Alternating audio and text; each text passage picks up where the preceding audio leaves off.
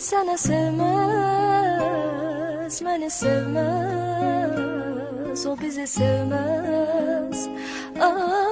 Ne çekirem ben hardan bilsin, o bunu bilmez, hissetmez. Bu ne çaresizliktir Allah'ım, ne günah ettim ki böyle ettim.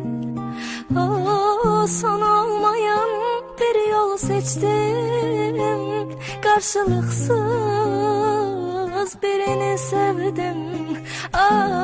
Yüreğim değirdim, seni sevmez, beni sevmez, o bizi sevmez.